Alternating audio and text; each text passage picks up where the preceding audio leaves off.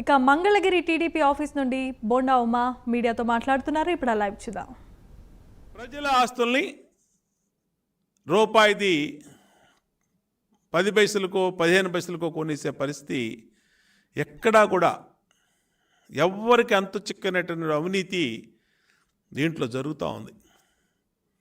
ప్రజలు అల్లాడిపోతూ ఉన్నారు.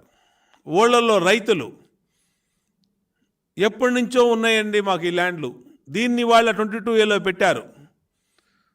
22A అంటే ఇంకెక్కడా రిజిస్ట్రేషన్ లేదు, అమ్ముకోవడం లేదు. తొలగించమంటేనేమో ఎమ్మెల్యేకి డబ్బులు కట్టడానికి కప్పం కట్టమంటున్నారు, అధికారులు డబ్బులు అడుగుతున్నారు, తాడేపల్లికి డబ్బులు అడుగుతున్నారు. ఇన్ని రకాలుగా వేధించి ఈరోజు ప్రజలకి నరకం చూపిస్తూ ఉన్నారు.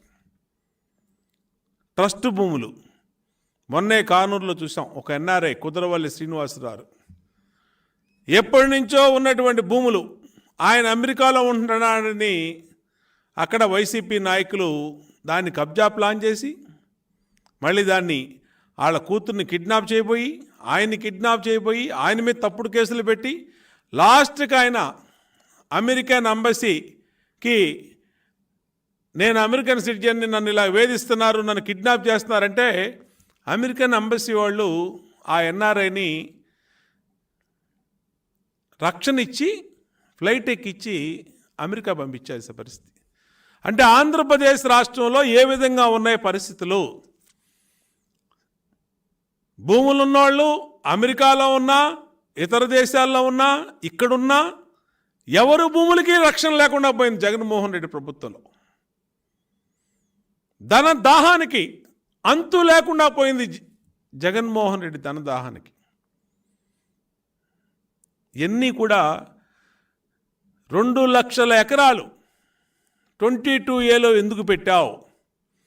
ఎప్పటి నుంచో 22A ఉన్నటువంటి భూముల్ని తొలగించి జగన్మోహన్ రెడ్డి జే గ్యాంగు విజయసాయిరెడ్డి కానీ, పెద్దిరెడ్డి కానీ, సజ్జల రామకృష్ణారెడ్డి కానీ, వైవి సుబ్బారెడ్డి కానీ ఏ విధంగా ఈ రాష్ట్రంలో ఈ జే గ్యాంగు 22A ఉన్నటువంటి భూముల్ని 22A తీసేసి అమ్ముకోవటం, రెండో పార్టు సెటిల్మెంట్ల కోసం 22A ఏ డిస్ప్యూటు లేని వాళ్ళ ల్యాండ్స్ని 22A పెట్టడం.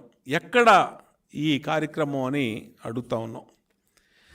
ఇవాళ తాడేపల్లి ఖజానాన్ని నింపుకోవడానికి వేస్తున్నటువంటి కొత్త జే ట్యాక్స్ ఈ 22A భూముల్నిగా వాడుకుంటా ఉన్నారు. దీనికే ప్రభుత్వ సర్వేయర్లను పంపించి సమగ్ర సర్వే అని చెప్పి ఏ భూమి ఎక్కడుంది, దాని విలువ ఎంత ఉంది, అది రోడ్డు పక్కన ఉందా, లోపలుందా అనేది తెలుసుకొని ఆ నివేదికల ప్రకారం 22A పెడతాం, వాళ్ళని సెటిల్మెంట్లకు పిలవటం. బహుశా భారతదేశంలో కానీ ప్రపంచంలో కానీ ఇంత ఘోరంగా ప్రజల ఆస్తుల్ని కొట్టేస్తున్నటువంటి పరిస్థితి ఏ రాష్ట్రంలో, దేశంలో, ప్రపంచంలో లేదు. ఒక జగన్మోహన్ రెడ్డి వైసీపీ ప్రభుత్వంలో ఆంధ్రప్రదేశ్లో జరుగుతున్నటువంటి తీరిది. మొన్నే విశాఖపట్నంలో సంజయ్ అనే అతను ఈ ప్రభుత్వాన్ని ఎదిరించి హైకోర్టుకు వెళ్ళి హైకోర్టులో 22A తొలగించుకుంటే ప్రభుత్వం సుప్రీంకోర్టు అప్పీల్కి వెళ్తే దాన్ని కూడా కొట్టేసి ఆయన సుప్రీంకోర్టులో ఆయన భూమిని ఆయనకు అప్పచెప్పన్నారు. ఎన్ని అక్రమాలు జరుగుతూ ఉన్నాయి, ఎంతమంది పోరాడుతున్నారు. ఇవన్నీ జగన్మోహన్ రెడ్డి ధనదాహానికి కాదా? ఈ జే గ్యాంగ్ చేస్తున్నటువంటి భూమాయ